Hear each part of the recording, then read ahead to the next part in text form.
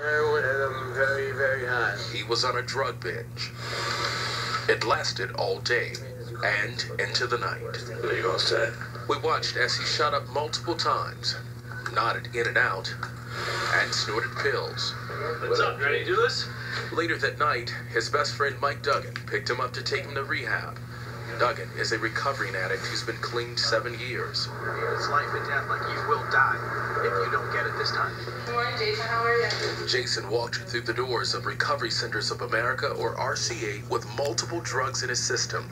He was visibly uncomfortable as he turned over the pills he had stashed in his backpack, but said he was determined to get clean.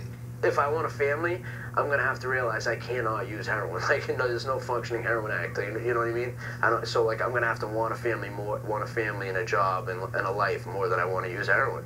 During 4 weeks at RCA, Jason was slowly weaned off opioids, All right, Brad.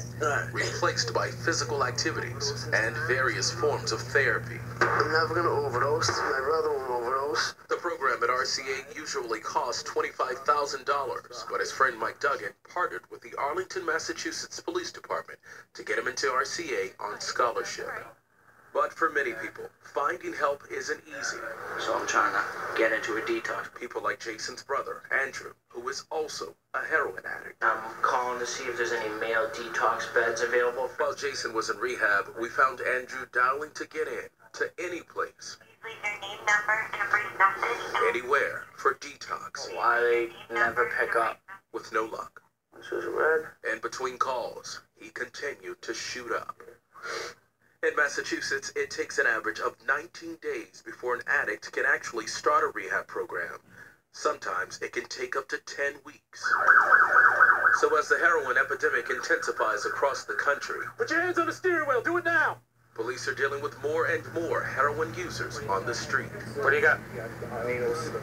Even for those who choose detox, which lasts about a week, further treatment is almost always needed. And that's another wave. About 50,000 people go to detox each year in Massachusetts, but there are only 3,000 public beds for next step treatment. So that means that even if you want it, and you will do anything possible to transition to the next step in your program, there's no guarantee there's going to be a spot available for you. So I've worked with... So some people go through detox and And they're sent home. That's what happened to Jason's brother Andrew. He finally found a bed for a week of detox, but could not find a follow-up facility. Back on the street, he was back on heroin.